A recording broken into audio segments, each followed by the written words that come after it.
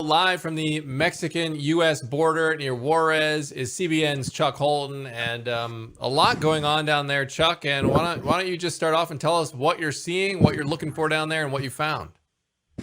Well, I'll tell you, they say that there are now something like 75 to 80,000 migrants in this city alone in Juarez that are waiting to get across into the United States. I'm at a center for immigration, which is kind of like a homeless shelter, if you will, Mm-hmm. for these migrants that's run by the Catholic Church here in Juarez. There are several of these around the city, and they're seeing a drastic increase over the last couple of weeks since the inauguration of migrants coming in from Honduras and Cuba, Brazil, Guatemala, places like that. Mm-hmm.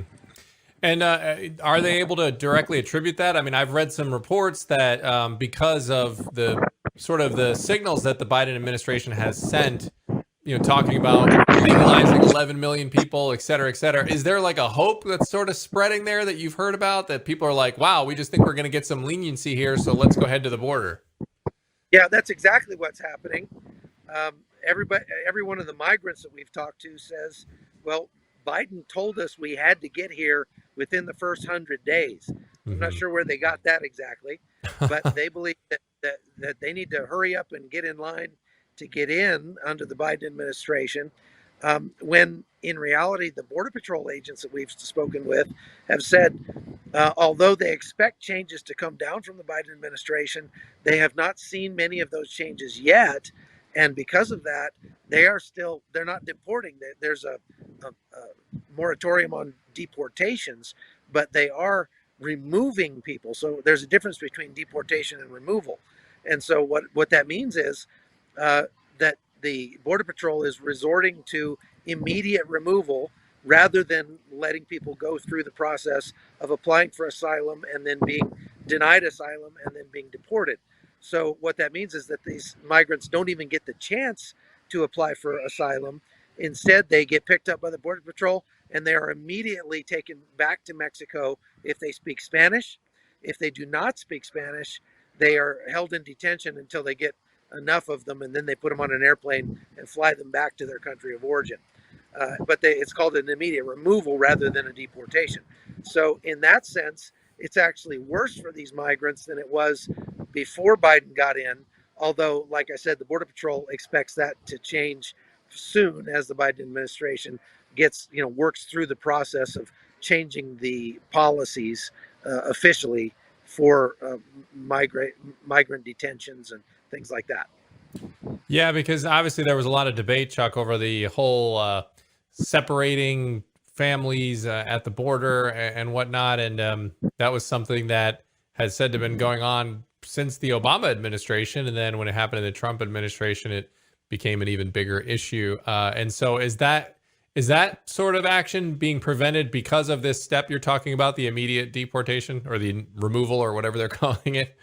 Well, yes and no. I mean, in reality, the family separation issue is much worse when people are encouraged to come to the United States for a better life, so to speak, for a Hmm. better job. What we see is husbands leaving their wives and families in Guatemala or Honduras and moving up into the United States to get a better job with the promise that as soon as I get established, I'll send for you and I'll bring you up with me. In reality, what we see is that these guys are then, if they apply for asylum, it's going to take 2 to 3 years for them to have an asylum hearing, and they're not allowed to leave in that time, and so they're not allowed to see their families and go back Hmm. home and visit their families, and so many of them end up with a girlfriend and then a new baby and then a new family in the United States. And I've been to Guatemala and have talked to those wives and children who say, after a year or two, the money from my husband dried up and we don't hear from him anymore because he has a new family in the United States. So that's the real family separation issue, is actually allowing these guys to apply for asylum like that. But the immediate removal does, in a way, stop the family separation inside the United States, because when these migrants show up, they immediately get put back on a bus and driven back to Mexico and dropped off. the Remain in Mexico policy that the Trump administration had in place, you're seeing the results of that behind me. Families together waiting in Mexico for their asylum hearing rather than the husband going into the U.S. and applying for asylum and being gone, like I said, for sometimes years. Yeah. So there are here at this migrant center behind me. This is an open center. It's not a detention facility. They can come and go. So right now the men are mostly out looking for jobs around Juarez, and the women are here with the children, taking care of them, watching over them during the day. Chuck, are you seeing any of the? I remember, a few years ago we had the huge migrant caravans that showed up with thousands of people in them, and they were organized. There's some controversy over who organized them, where there were forces sort of telling them and organizing, saying, "Go, go, go! Now's your chance." Are you seeing any of that, or is this more? Does it feel more like a general sort of we're hearing what Biden's saying, and it's just kind of like people are playing telephone tag, and it's like, oh, well, now's our chance. Or does it feel more organized, or do you have any idea?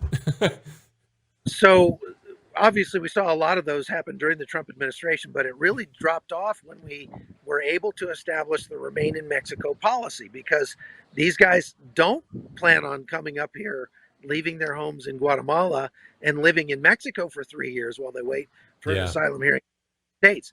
They were coming in these big caravans because they were able to come directly into the U.S., apply for asylum, get given a court date 3 years from now, and then be set free. And they could just go on, drive an Uber or whatever, and they were making good money in the United States, still there illegally waiting for their asylum hearing. But when we put in place the Remain in Mexico policy, now they've got to stay here. There's not near as much economic opportunity here in Mexico, and they don't want to do that. So that really put a stop to the caravans for the last couple of years. Now we've seen just recently in the last couple of weeks a large caravan that started in Honduras, got up to about 9,000 people, and then was broken up in Guatemala, mostly because the Guatemalan government and the Mexican government don't want these caravans moving through their countries, because now they have to stay there, and they create a big drain on the resources of Mexico and Guatemala. So last night, for example, we went down to, there's a place where they stopped building the border wall. So there's a big gap in the border fence just Mm-hmm. outside of El Paso. And that's a place where migrants typically can literally just walk right across. There's no fence at all. But when we got down there to see that, this is about 9 o'clock last night, there were Mexican federal police, National Guard, and immigration authorities waiting at that gap. And while we were there talking to them, a group of migrants came through and was picked up by the Mexican authorities and put on registered, put on a bus, and taken back into Juarez, not allowed to cross into the United States. We talked to the Mexican officials about that, and they said we're still operating under the Trump policy, and we had deals with Mexico where they would get trade concessions if they helped to stop the illegal migration, and they are still operating under those policies. So again, those may change very shortly as the Biden administration works out the details, but so far they have not changed, and the Mexicans are working hard to stop the illegal migration. They can't stop it all, but they are making a dent.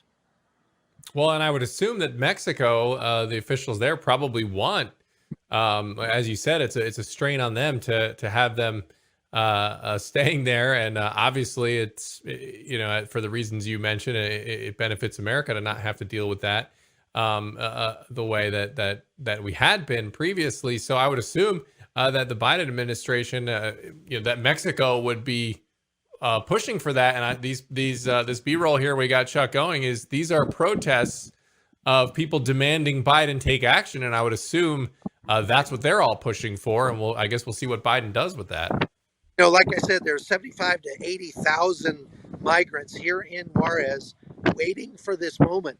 And what we've seen at the border, I just crossed the border on foot an hour ago, and they have massive barbed wire barricades put up in the middle of the border bridge that spans between Mexico and the United States. And that's because they've seen a bunch of bonsai charges, where 100 migrants will get together and charge the border fence and try to get across illegally. Hmm. And that's a big issue. These guys expect that Biden will allow them in and let them just move freely into the United States, and they expect to get amnesty and be given citizenship and all the concomitant benefits, welfare, and that sort of thing that come with it. They know the system. You talk to these migrants from Honduras, they know the system better than most Americans do, and they know how to game the system, and they know how to play that game and get the maximum amount of money from the U.S. taxpayer when they get into the United States. Hmm. You mentioned, Chuck, real quick. I know you got to get going here, but what you just said, you walked in on foot. Going, what is that like for those of us who have never just tried to hop on over into Mexico on foot? What does that entail, and is it easy? Is it a process, or what's the situation there? It's actually surprisingly easy, especially now during the COVID crisis. I thought that it would be shut down completely because of COVID, but it's not. From the United States, you walk up to the border bridge, you pay 50 cents to the Mexican authorities and walk right across the bridge. You get checked, your bag checked by the customs officials. Perhaps they might just wave you through and you're in. That's it. Now, getting back into the United States is a little bit more difficult. And there are lots of COVID positive people waiting at the border, begging for entry into the United States. If they have any method of getting in, like a green card or anything like that, work in the United States, a permit or anything, if they get COVID, they immediately go to the border and go into the United States. From here, I'll be going to the hospital here in Juarez because I'm told that the hospitals here are collapsing under the weight of so many COVID patients that the first responders, nurses, and doctors are getting sick and unable to care for all of the COVID patients, and that's creating a really big burden on the ambulance services in El Paso and on the hospitals there as they care for lots and lots of COVID patients coming in from Mexico.